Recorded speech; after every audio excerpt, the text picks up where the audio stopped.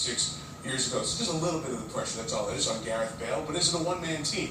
No, as Roberto was telling us earlier, there's a little more than that. Let's look at the tactical lineup and point out some of the players to watch. And we're going to get into, in a moment, the story of not having Wayne Hennessy as their keeper and Danny Ward, but the rest of the team. Roberto. Well, very flexible. I think, as I said before, Chris Coleman's found a way to have a back three at times, which a little bit allows Gareth Bale a free role playing with two strikers. There's not another number 9 that Wales can rely on. So we're going to see 2 wing-backs, Chris Gunter and Neil Taylor, a lot of experience in midfield. Aaron Ramsey, a footballer that is made for the big games with Arsenal. Joe Allen, that now has had a good season with Liverpool. So all this sudden you've got a good blend in terms of being able to stay in games. All Wales has to do is stay in games, because you know that one piece of magic from Gareth Bale, he'll score a goal, and that the quicker they understand that as a team, the effective that it gets. Well, I think something that is going to be really special about Wales is that they probably are showing up with less ego than most other teams, right? Like in England or whatnot.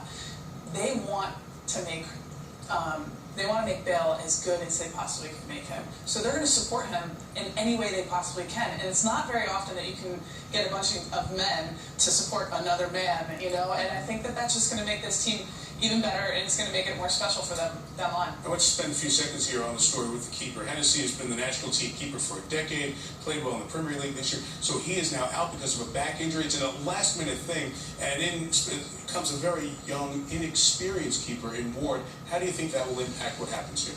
Huge impact. Huge impact. I think the goalkeeper is a lonely position. You have to be through in 90 minutes and you're on your own.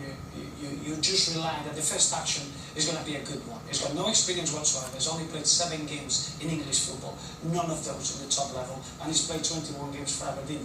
It's a huge ask. It's a very unfair ask for a young man to have your full debut in probably the biggest tournament in the nation's history. Maybe they can rally around him though, right? Maybe this is like one of the things that they can just be like, all right, we're just going to go for broke, right? And we'll see what happens. They will do, and Ashley Williams will be a big figure. The captain probably is someone that he can encourage Danny in goal. But remember, set plays, Wales are not a big side. They rely on the goalkeeper a lot, and he'll have a massive input to them. Certainly we'll watch that. We'll talk about their opponents and Slovakia as we get closer to kick in Bordeaux.